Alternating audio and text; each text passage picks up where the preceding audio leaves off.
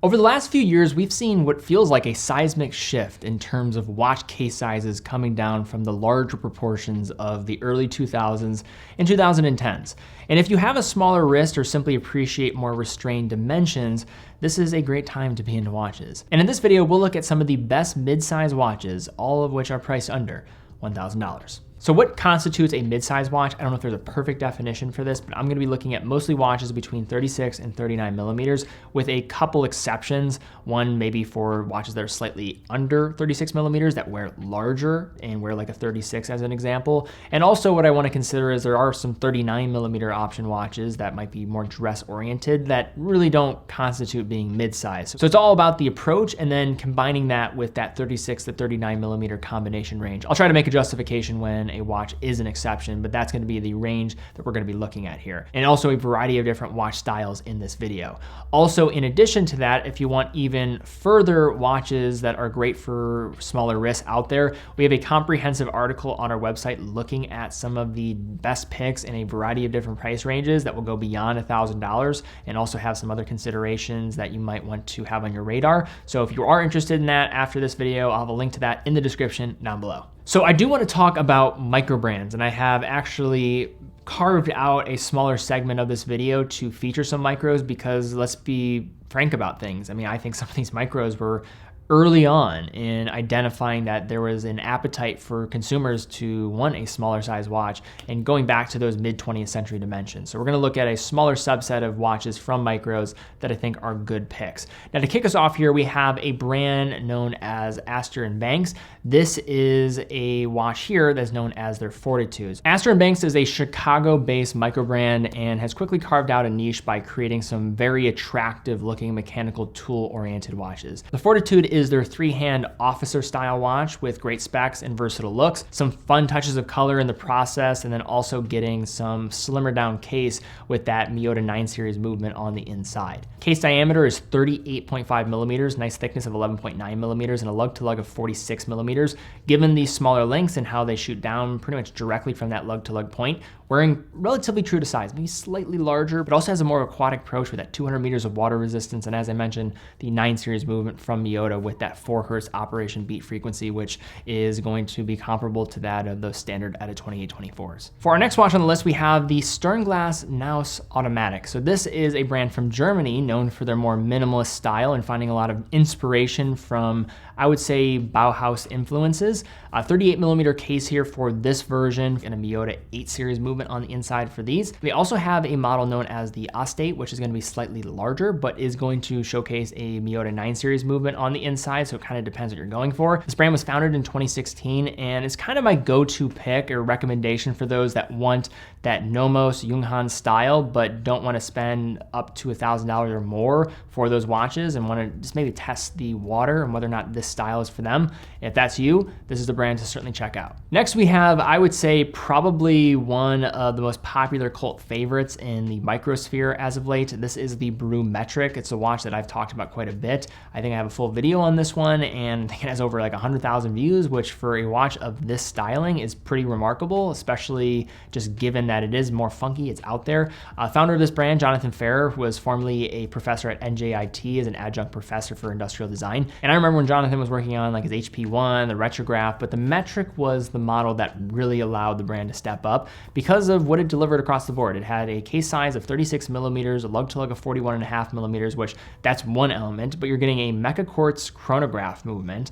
And then on top of it all, getting a case architecture and style that is very unique. It looks like its own thing. And when you look at many micros, that's not always the case. I think some of the micros so far have been really good at this, but I don't know if any brand is as good as Brew when it comes to delivering a unique feel and the touch of details. A lot of inspiration for these watches are coming from Italian espresso machines, which might be a little bit too hipster for myself. You also will notice from the 25-second mark to the 35-second mark, which is the optimal time for an espresso shot to be pulled, that is also going to have a different color. So interesting, all the little details. You have this coffee tie-in, the color array is cool, the case architecture is cool, the case shape is cool. This is just a fan favorite for, I think, reasons well deserved. Next, we have a brand based on the West Coast here in the United States. This is Notice with their Unity. So Notice is a brand that I almost think they have like these futuristic style designs. It's not, you see so many of these vintage inspired looks for different brands. This has more of like this like steampunk kind of style combination, like maybe like kind of like this Star Trek type of approach with some of their work. I don't know if that's the right way to describe it. Maybe it's just their logo that brings this forth, but less heritage inspired. Now the Unity is unique for a couple of reasons. One, you have a case size that's pretty small for a dive oriented, or at least a dive style watch. This is not a dive watch. 150 meters of water resistance, 36.5 millimeter case, wearable lug to lug of 43.5 millimeters. But another thing I'll mention outside of the wearability for this is MIDO 9 series movement. And then also on top of it, you're getting this unique dial pattern with this recessed aperture layout for those numerals. What you'll notice for some of these like sandwich style looking dials is usually it's just going to be a really harsh, sharp cut. These have these steel frames along the outside, which I think is a nice touch and something that is a good detail for this that I think adds to the overall approach, along with that texturized dial surface at the middle. Now, another brand that was ahead of the curve, and I think some of their success needs to be contributed to seeing the writing on the wall that there's just more people wanting some different classic wearing dimension watches, and this is Baltic. You saw this with their Aquascast. You saw this with their Bicompax chronographs and what they were doing in the around 2017, 2018. Like this was definitely before a lot of brands were even doing this. Like I'd say like the start of this was maybe the Black Bay 58 in 2018. They were right before that when it comes to delivering watches of smaller case sizes. French brand, here we have the MR01. This is their really well finished micro rotor. Yeah, you heard that right. Micro rotor dress watch at 36 millimeters, well finished dial surface, and one that has now seen a couple different reproductions and been a really good seller from, it seems like, from their side. So now we shift into more mainstream brands. First kicking us off here is Citizen. Now Citizen is not a brand that typically knows this concept of making watches that are smaller. Like this is not something that they do often, but here is a good example of it. This is the Citizen Chandler. This is probably one of the most wearable small case field watches in its price segment of around $200. 37 millimeter case, 9.2 millimeters in its thickness, and a lug to lug of only 42 millimeters. You do have these more bolstered types of lugs. They have this angular profile. You see something like the Hamilton Khaki Field, more long, thin approach. This is also going to have 100 meters of water resistance and an eco drive movement on the inside to create that set it and forget it type of experience. Now we have to talk about some Seiko 5s. You have the 42.5 millimeter options, which are of course going to be staples for Seiko given the past success of the SKX, and these now kind of bringing this different style of case to the Seiko 5 collection. Here though, we have the SRPK collection. This is the 29, 31, 33, and 35. Other words, it's going to be the small mid-size version of that diver take on the Seiko 5 Sports collection at a smaller size. These wear smaller than 38 millimeters. I would say they wear like a 37 on wrist as a byproduct of the lug-to-lug dimension. And then also just Seiko watches in general with the crown position, it just doesn't feel as large on wrist in comparison to I would say most conventional shape cases.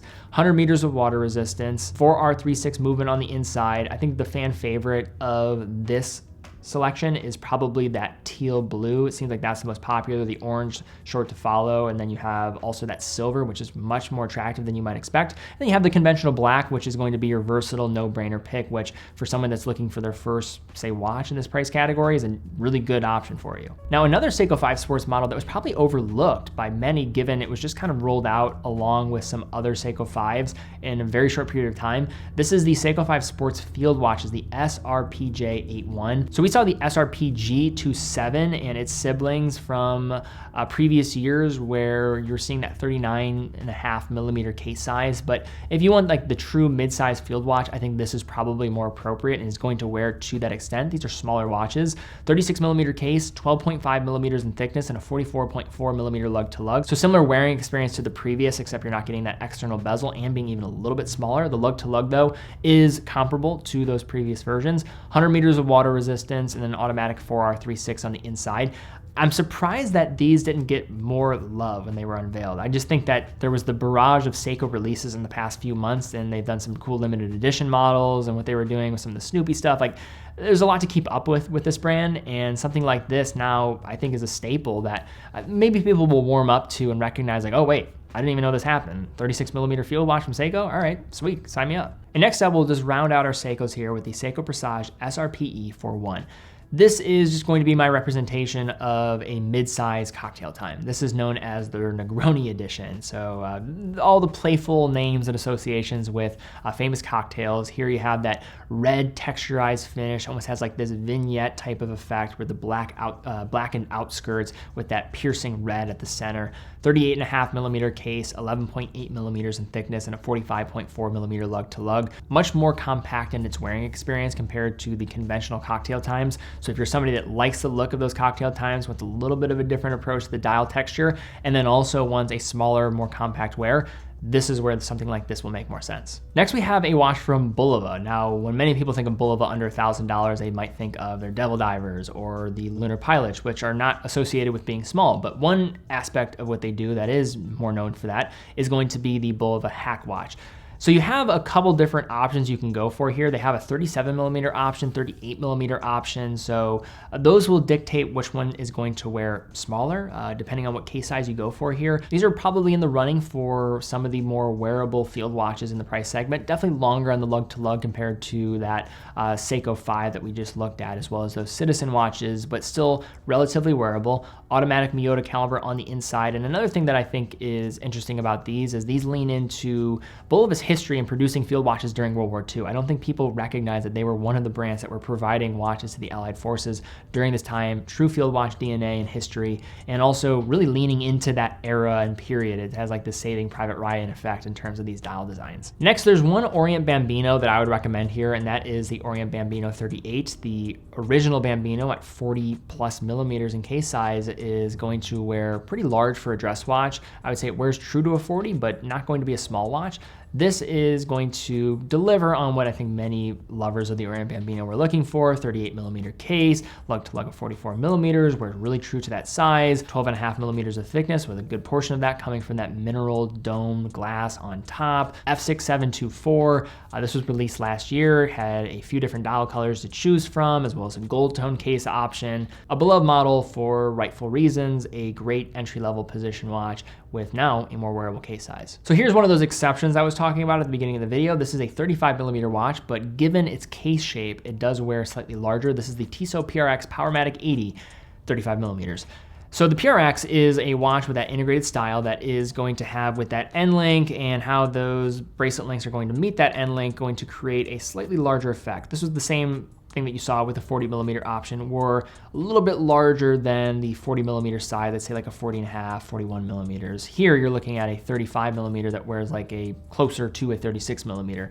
I would say it's comparable to like something like a Rolex Datejust or like those Rolex 36mm cases. Like that's how this wears to me on wrist. It's still a small watch, no question about it. There's some people out there that probably are just not gonna make this work, but this was the original case size of the PRX, that 1978 C-Star model. This is where this watch comes from. I remember going in their archive, pulling out a drawer and seeing this, locking eyes with this thing for the first time. And it made sense why they decided to go for the 35mm option. Wears like a 36, 10.93mm in thickness, lug to lug of 39mm, again wearing longer than that as a byproduct of those end links and how that meets the bracelet. 100 meters of water resistance, and now an 80-hour power reserve movement on the inside. Now next we have a Hamilton Khaki Pilot Pioneer Aviation model. This is going to fall in line with those 1970s reference, the W10. It was a pilot watch made for the British Ministry of Defense from 1973 to 1976. And this is a watch that I think unfortunately falls victim to its crystal with its mineral glass on the front.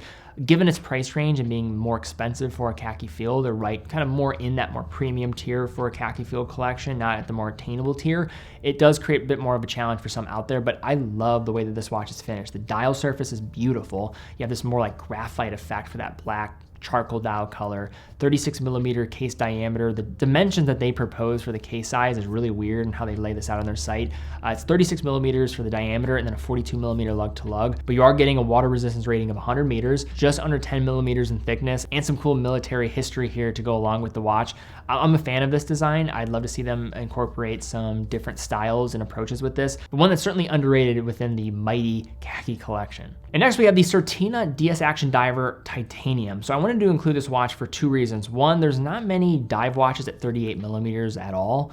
You're looking mostly for a mid-size, like the sweet spot seems like 39 millimeters, like the place where most brands look at for a mid-size dive watch. And then you have a lot of dive watches around 37 to 36, but 38 makes a lot of sense. And they're one of the few brands that is actually producing dive watches at this size. But also in more recent developments, they started to produce a titanium watch at 38 millimeters, which I think creates a whole different game and ballpark for being viable for small wrist. You could probably argue that this is the best value smaller dive watch in a titanium case in all of watchmaking, and especially for a Swiss-made brand, finding this right at around $1,000. Really, really great value. Also, Certina's history with their double security system for their crown system, as well as the inner ring that protects the movement.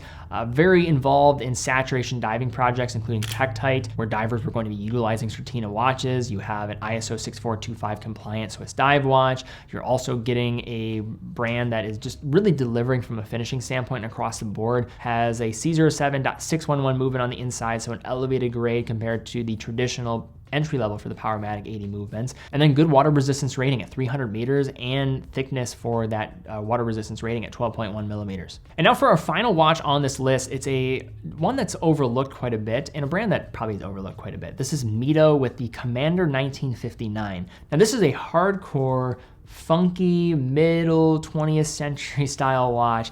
It's known for having no lugs, so it's a central circular case. You have this mesh style bracelet that is done quite well and wears very small as a byproduct of that. So you're 37 millimeter case diameter, but that's gonna also be the length because of its circular structure. At a base caliber on the inside, 50 meters of water resistance. The Commander also with that classic text on the dial is pretty cool and adds some nice charm in the process. This in gold is pretty striking too. I mean, it is very much making a statement, but it's smaller, so it's not as loud as you might find with some other watches that are going to be all gold in its approach, but you have different styles, steel to go for too. There's more traditional if you want to go that route, but an underrated watch and an underrated brand in general with MIDO. But all right guys, that's my video here today looking at some great watches under $1,000 for medium size, smaller size wrists, more in that mid-size watch package. If you enjoyed the video, please give it a thumbs up, subscribe, and hit the bell icon. Really would appreciate that. Also check out TeddyBaldassarre.com, full authorized dealer of 30 brands, quick and fast fulfillment, dedicated customer support, and a full factory warranty for all the products that we offer. Also, in addition to that, how we're able to produce all this content is through selling watches on our site. So if you are in the market for a watch, we would absolutely love to have your business. We know you can buy a watch essentially anywhere nowadays, but it allows us to keep doing what we're doing, and we love what we do. Wouldn't rather do anything pretty much else in the world, so really would appreciate that. But guys, thank you again so much for watching. Be well, and I will see you all very soon.